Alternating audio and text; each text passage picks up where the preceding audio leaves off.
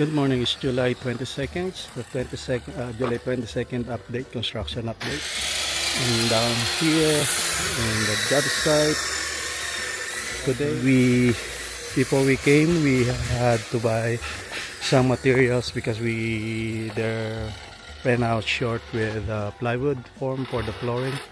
And we would like that to be completed hopefully this week. Unfortunately, it's another holiday tomorrow, so it's a non-working day, and it's kind of like funny because it's a local holiday, only Batangas holiday. And thinking it's supposed to be only national holidays, so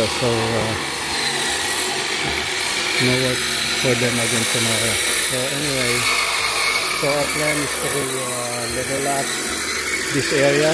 This is the dining room area and then the living room area, and then they're gonna start gonna put the gravel, the bedding gravel, and then starting putting the rebars. And over here they can also ito yung holiday. So this is gonna be the part of the dining, going to the kitchen.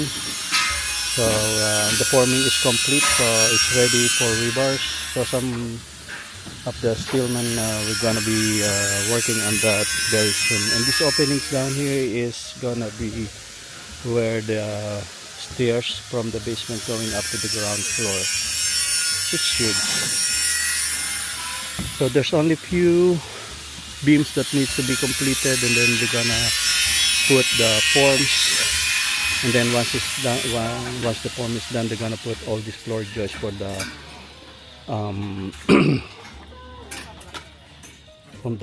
slab form.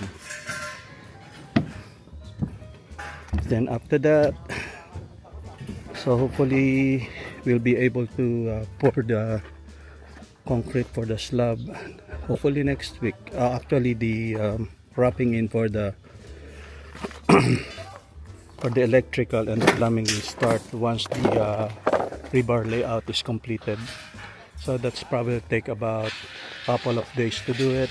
I don't know how fast they can do it because we're not the ones doing it, it's our subcontractor. Down here is going down to the basement area, so I can show you how it looks like. I think so they almost completed putting out all the support. I had got to buy some more planks and flooring jack because they were a little bit short, and I already called the ready mix company to get it ready for the concrete pouring. So this time I need to rent a concrete, which unfortunately is kind of expensive, just to one-time use, about 35,000 pesos. But will be a lot because the first time we did pour concrete here on the basement, the guys had a hard time spreading the concrete because it was drying up so quickly. They said they're putting a mixture to dry up the concrete more quickly. And in this area is gonna be the bathroom for the basement, for the party area.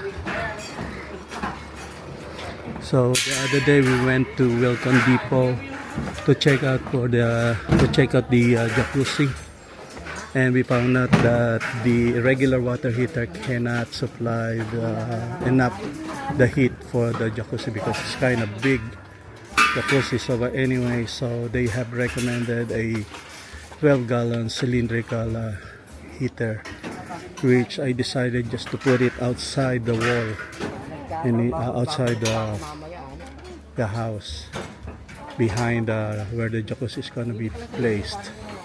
And we're just gonna house it with a stainless steel to protect it from ocean salt.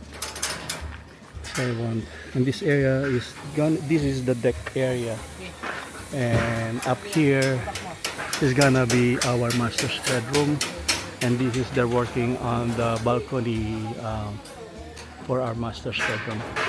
So I told them just to extend all these bars, the three beams, so it will be much durable compared to before that just only two beams. It was originally only attached to the beam, so we decided just to extend it so it's much bigger and much stronger. So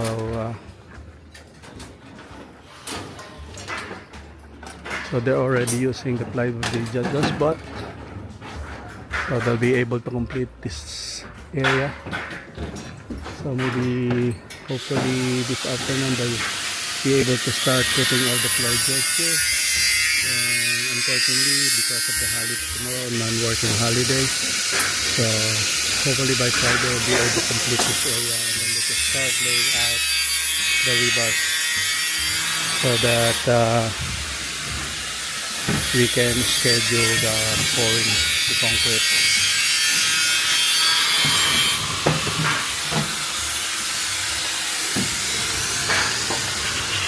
So just have to be a little bit careful down here because you have to bend down to pass all these tubes. Or it's gonna hit your head. Alright, I'm out.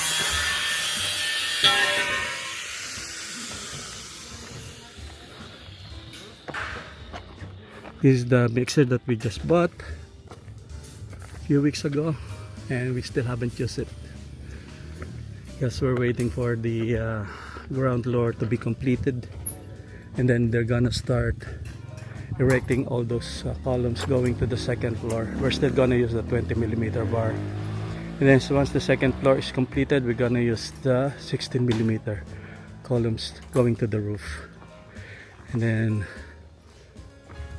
we can start working. Actually, we spoke with Ronnie already. See, the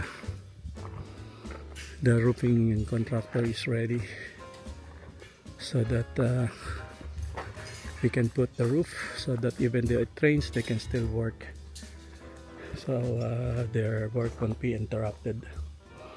So hopefully by the time probably about 3 or a month from now, you guys will be able to use the basement area as their barracks, so that I don't have to rent the barracks from the Kapitan.